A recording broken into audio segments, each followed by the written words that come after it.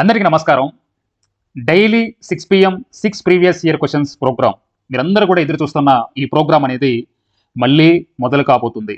రేపు సోమవారం నుంచి మళ్ళీ మనం ఫ్రెష్గా రీస్టార్ట్ చేసుకోబోతున్నాం మీరు ఎదురు చూసినట్టుగా.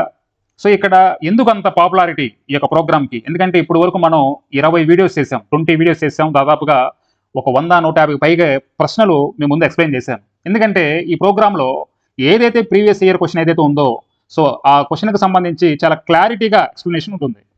అలానే క్లారిటీతో పాటు డెప్త్ అనాలిసిస్ కూడా ఉంటుంది. అందుకనే చాలామంది దీన్ని అభిమానించారు. సో అందుకనే క్లారిటీతో పాటు డెప్త్ అనాలిసిస్ కూడా ఇక మిగతా క్వశ్చన్స్ కూడా ఇస్తాను. మనం సైన్స్ అండ్ టెక్నాలజీకి సంబంధించిన ప్రీవియస్ ఇయర్ క్వశ్చన్ చాలా వరకు చెప్పుకున్నాం.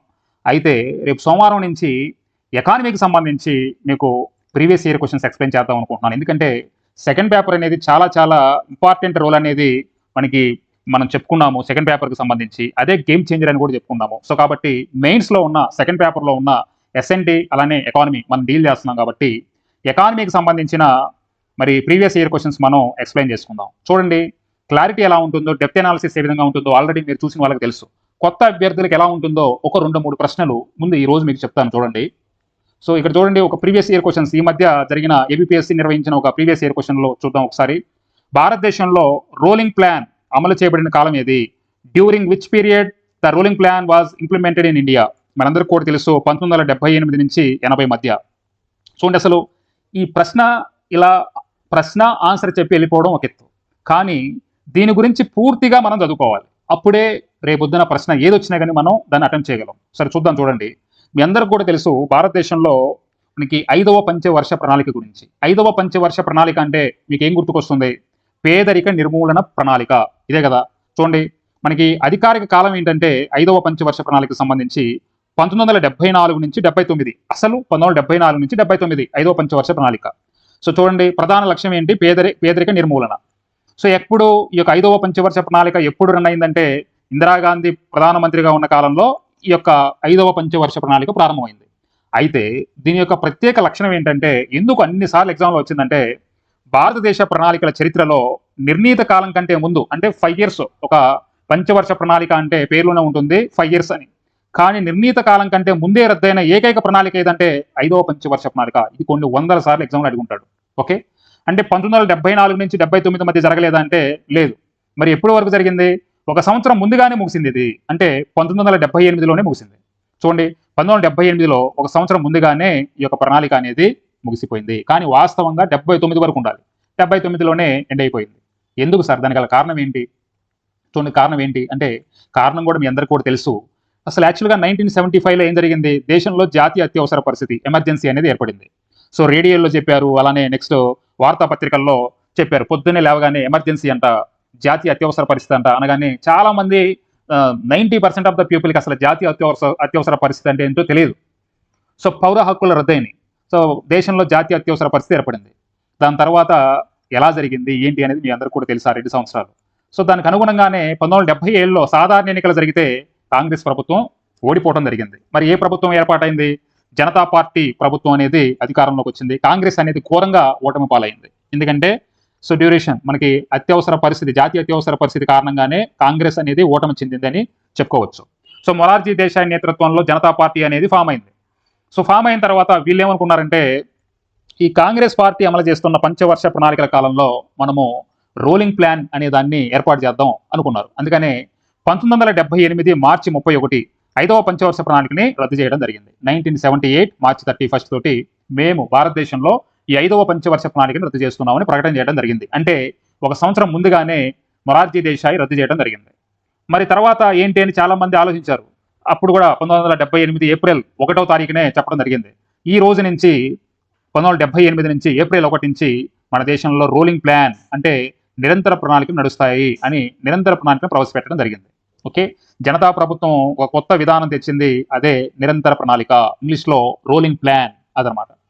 చూడండి, ఇక్కడ రోలింగ్ ప్లాన్ అంటే ఏంటో చాలా మంది తెలియదు. ఎకానమీ చెప్పే వాళ్ళు కూడా రోలింగ్ ప్లాన్ అంటే ఏంటో చెప్పకుండానే దీన్ని స్కిప్ చేస్తారు. రోలింగ్ ప్లాన్ అంటే చూడండి నిరంతర ప్రణాళిక అని కూడా అంటారు దీన్ని. సో చూడండి, ప్రణాళికల కాల వ్యవధి స్థిరంగా లేకుండా ప్రతి సంవత్సరము దేశ ఆర్థిక పరిస్థితులు మరియు సాధించిన లక్ష్యాల ఆధారంగా మారుతూ ఉండే ఒక ప్రత్యేకమైన ఆర్థిక ప్రణాళిక వ్యూహం అనమాట. ప్రతి సంవత్సరం కూడా కొత్త కొత్త వ్యూహాలు ఏర్పాటు చేసుకుంటారు. సపోజ్ ఉదాహరణకి 7.8 సాధించింది, వచ్చే సంవత్సరం 8.5 సాధించాలి. ఇట్లా కొత్త కొత్త వ్యూహాలు అనేవి ఎప్పటికప్పుడు, అంటే ఈ సంవత్సరం స్టేటస్ చూసి వచ్చే సంవత్సరం యొక్క వ్యూహం మార్చుకుంటూ ఉంటారన్నమాట. ఎందుకంటే 5 years మొత్తం కూడా 5 సంవత్సరాలు చూసి తర్వాత ఇంకొక 5th year ఇంకొక పంచవర్ష ప్రణాళిక అంత కాకుండా ఒక సంవత్సరం యొక్క స్టేటస్ చూసే మరొక సంవత్సరం స్టేటస్ కూడా మార్చాలన్న లక్ష్యంతో ఈ రోలింగ్ ప్లాన్ అనేది అమలు చేశారు. మరి ఇలాంటి ఈ రోలింగ్ ప్లాన్, ఇలాంటి నిరంతర ప్రణాళిక భావనని మొదటిగా ప్రతిపాదించింది ఎవరంటే స్వీడిష్ ఆర్థికవేత్త, మనందరూ కూడా తెలుసు, గున్నార్ మిర్దల్. ఈయన తీసుకురావడం జరిగింది. అయితే భారతదేశంలో దీనిని అప్పటికి ప్రణాళికా సంఘం ఉపాధ్యక్షుడు టీడీ లగ్డావాలా ఎవరైతే ఉన్నారో దానిని రూపకల్పన చేశాడు. సో చూడండి, ప్రపంచవ్యాప్తంగా ఈ భావనని మొదటిగా ప్రతిపాదించింది ఎవరంటే గున్నార్ మిర్దల్. అయితే భారతదేశంలో దీన్ని రూపకల్పన చేసిన వ్యక్తి మాత్రము లగ్డావాలా అని గుర్తుపెట్టుకోండి. ఓకే, చూడండి, ఇప్పుడు భారతదేశంలో రూలింగ్ ప్లాన్ అమలు చేయబడిన కాలం అంటే 1978 నుంచి 80. సో మీకు గుర్తుండిపోతుంది. సో దాని తర్వాత సార్ 1978 నుంచి 80 తర్వాత ఏం జరిగింది సార్ అంటే 1988లో మళ్ళీ ఇందిరాగాంధీ గెలిచిన తర్వాత 6వ పంచవర్ష ప్రణాళిక మళ్ళీ కంటిన్యూ చేస్తుందాం. 1980 నుంచి 85 6వ పంచవర్ష ప్రణాళిక. సో కాబట్టి ఇలా మనం ఆప్షన్స్ ద్వారా కూడా నేర్చుకోవాలి, ఇంత డెప్త్గా నేర్చుకోవాలి. ఎలా డెప్త్గా చేసుకుంటే, ఇంత ఎనాలిసిస్ నేర్చుకుంటే మనకి రేపు పొద్దున ఎగ్జామ్లో ఎలా ఇచ్చినా కానీ ఏం కాదు. ఓకే, అలానే ఇంకొక ప్రశ్న చూడండి, పెట్టుబడుల ఉపసంహరణ విధానం సిఫార్సు చేసిన కమిటీ ఏదో అన్నాడు. పెట్టుబడుల ఉపసంహరణ విధానం సిఫార్సు చేసిన కమిటీ చూడండి, మనందరికీ కూడా తెలుసు, రంగరాజన్ కమిటీ. ఓకే, చూడండి అసలు పెట్టుబడుల ఉపసంహరణ అంటే ఏంటి, డిస్ఇన్వెస్ట్మెంట్ అంటే ఏంటో ఫస్ట్ మనం తెలుసుకోవాలి. అంటే ఏంటంటే చూడండి, ప్రభుత్వ రంగ సంస్థ ఉంది, ఏదైనా ఒక ప్రభుత్వ రంగ సంస్థ ఉంది. ఈ ప్రభుత్వ రంగ సంస్థ దగ్గర ఉన్న వాటా ఏదైతే ఉందో ఆ వాటాలని, అంటే ఆ షేర్లని ప్రైవేటు వ్యక్తులకి విక్రయించడం, అంటే అమ్మడాన్నే మనం పెట్టుబడుల ఉపసంహరణ అంటున్నాం. అంతే. సపోజ్ ఉదాహరణకి ఒక ప్రభుత్వ రంగ సంస్థ ఉంది, దాని దగ్గర ఒక 80% షేర్లు ఉన్నాయి, లేకపోతే 100% షేర్లు ఉన్నాయి. అందులో ఒక 30% షేర్లు వ్యక్తులకు కానీ, ప్రైవేటు వ్యక్తులకు కానీ, ప్రైవేటు సంస్థలకు కానీ అమ్మడం. సో అది సరే, ఎందుకు అమ్మాలి అంటే ప్రభుత్వం ఆదాయాన్ని పెంచుకోవడం కోసం అమ్ముకుంటుంది, అంతే కదా. ఎందుకంటే ఏటకేట మొత్తం కూడా బడ్జెట్లో మరి బడ్జెట్ అనేది ఎక్కువైపోతుంది. సో అక్కడ మూలధనం వ్యయం అనేది ఎక్కువైపోతుంది. సో కాబట్టి మరి దానికి డబ్బులు ఎవరిస్తారు? సో కాబట్టి ఆ ప్రభుత్వ ఆదాయాన్ని పెంచడం కోసం. అలానే ఈ యొక్క పిఎస్యు ఇది లాభాల బాట కాకుండా నష్టాల బాట పడింది అనుకోండి, మరి దాని సామర్థ్యాన్ని పెంచాలి. సో కాబట్టి మరి ఇలాంటి ప్రభుత్వ రంగ సంస్థ యొక్క సామర్థ్యాన్ని పెంచడం కోసం కూడా డబ్బులు అవసరం కదా. సో కాబట్టి ఉన్న షేర్లను విక్రయిస్తే తద్వారా డబ్బులు వస్తాయి కదా, ఆదాయం వస్తుంది కదా, అది దానికి ఉపయోగించుకుంటారు. మరి ఇలాంటి డిస్ఇన్వెస్ట్మెంట్ వ్యూహం ఏదైతే ఉందో ఇది ఎప్పుడు తీసుకొచ్చారంటే 1991 ఆర్థిక సంస్కరణలు ఏవైతే ఉన్నాయో దాని తర్వాత భారతదేశంలో ఒక ముఖ్యమైన వ్యూహంగా ఇది మారింది. ఇది గుర్తుపెట్టుకోండి, ఎగ్జామ్లు అడుగుతాడు. సరే, ఇప్పుడు మనల్ని ఎగ్జామ్లు అడిగింది ఏంటి, ఇలాంటి పెట్టుబడుల ఉపసంహరణ విధానం అనేది సిఫార్సు చేసిన కమిటీ ఏంటి అని అడిగాడు. రంగరాజన్ కమిటీ. చూడండి, ప్రభుత్వ రంగ సంస్థలలో పెట్టుబడుల ఉపసంహరణపై ఒక స్పష్టమైన విధానాన్ని, అలానే సమగ్రమైన మార్గదర్శకాలని రూపొందించడానికి 1993లో కేంద్ర ప్రభుత్వము డాక్టర్ సి రంగరాజన్, ఆయన ఆర్బీఐ మాజీ గవర్నర్ అన్నమాట. ఓకేనా, ఈయన అధ్యక్షతన ఒక కమిటీని నియమించడం జరిగింది 1993లో. సో ఆయన కొన్ని మార్గదర్శకాలను విడుదల చేశాడు, కొన్ని స్పష్టమైన విధానాన్ని కూడా చేశాడు. ఎందుకంటే 100% అక్కడ 100% అక్కడ షేర్లు ఉన్నాయనుకోండి, ఒక 70% ఉన్నాయనుకోండి. సో వాళ్ళు ఏం చేస్తారు, ఒక ప్రభుత్వ రంగ సంస్థ ఏం చేస్తుంది, మొత్తం కూడా అమ్ముకుందనుకోండి, మరి అది నష్టమే కదా, అట్లా కాదు కదా. సో 50% అమ్మాలా, లేదా 49% అమ్మాలా, లేదా 51% అమ్మాలా, అట్లా ఒక విధానాన్ని లేదా మార్గదర్శకాలని ఈయన ఇవ్వడం జరిగింది. అందుకని ఆర్బీఐ మాజీ గవర్నర్ అయిన రంగరాజన్ కమిటీ నేతృత్వంలో పెట్టుబడుల ఉపసంహరణ విధానం అనేది చేయబడింది అన్నమాట. ఓకే, ఆ సిఫార్సు విధానాలు. ఇంకా చూడండి, ఒకసారి ఇంకో ప్రశ్న చూద్దాము. పెట్టుబడుల ఉపసంహరణ విధానాన్ని సిఫార్సు చేసిన కమిటీ అంటే మనం చెప్పుకున్నాం ఇప్పుడు మామూలుగా. అయితే రంగరాజన్ కమిటీ గురించి చెప్పుకున్నాం, రంగరాజన్ కమిటీ గురించి కూడా చెప్పుకున్నాం 1993లో ఏర్పాటైందని. కానీ మిగతా కమిటీల గురించి మనం చదువుకోవాలా లేదా? చూడండి, ఇక్కడ రాజా చెల్లయ్య కమిటీ ఉంది, లగ్డావాలా కమిటీ ఉంది, మన్మోహన్ సింగ్ కమిటీ ఉంది. ఆ యొక్క కమిటీల గురించి కూడా నేర్చుకోవాలి. చూడండి, రాజా చెల్లయ్య కమిటీ ఇది దేనికి ఇది పన్ను సంస్కరణలకు సంబంధించిన కమిటీ అన్నమాట. చాలా ఇంపార్టెంట్, చాలాసార్లు ఎగ్జామ్లు అడిగాడు. 1991 నుంచి 93 కాలంలో భారతదేశంలో ప్రత్యక్ష అలానే పరోక్ష పన్నుల నిర్మాణాన్ని సరళీకృతం చేయడానికి సో ఈ కమిటీని నియమించడం జరిగింది. రాజా చెల్లయ్య కమిటీ అంటే మీరు ఫస్ట్ ఒకే ఒక వర్డ్ గుర్తుపెట్టుకోండి, పన్ను సంస్కరణలు, ట్యాక్స్ రిఫార్మ్స్.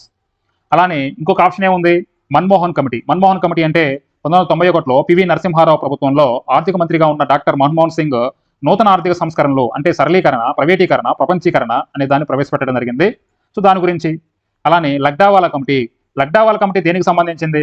చూడండి, ఇది పేదరిక అంచనా వేయడానికి, ఓకేనా, పావర్టీ ఎస్టిమేషన్ వేయడానికి భారతదేశంలో పేదరికం ఎంత ఉంది అని అంచనా వేయడానికి నియమించబడిన కమిటీ ఏంటంటే లగ్డావాలా కమిటీ. చాలా చాలా ఇంపార్టెంట్. 1989లో లగ్డావాలా నేతృత్వంలో ఏర్పాటైన ఈ కమిటీ 1993లో తన నివేదికను సమర్పించింది. ఓకే, క్యాలరీల వినియోగము మరియు గ్రామీణ పట్టణ ప్రాంతాలను విడివిడిగా వినియోగదారుల సూచనల్ని ఆధారంగా చేసుకొని పేదరికాన్ని లెక్కించాలని సూచించింది. ఇక్కడ సిపిఐఏఎల్, సిపిఐఐడబ్ల్యూ అంటే ఏంటంటే, సిపిఐఏఎల్ అంటే consumer price index for agriculture labours అని, అలానే సిపిఐఐడబ్ల్యూ అంటే consumer price index for industrial workers అని. ఇప్పుడు మీకు ఇక్కడ ఒక ప్రశ్న వేద్దాం అనుకుంటున్నాను. So CPI AL, CPI W, consumer price index for agriculture labours ఆధార సంవత్సరం ఏది? ఎవరైనా ఇక్కడ మెసేజ్ చేయండి, కామెంట్ చేయండి ఇక్కడ.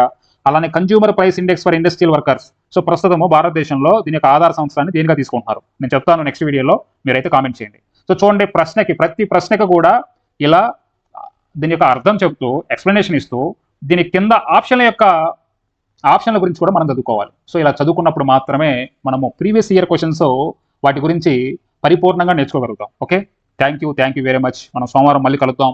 సో ప్రతి ఒక్కరు కూడా మన ఛానల్ని ఎవరైతే సబ్స్క్రైబ్ చేసుకోలేదు ఇంతవరకు, సో ప్లీజ్ సబ్స్క్రైబ్. అలానే ఈ వీడియోని లైక్ చేయండి. సో అందరికి కూడా షేర్ చేయండి. Thank you.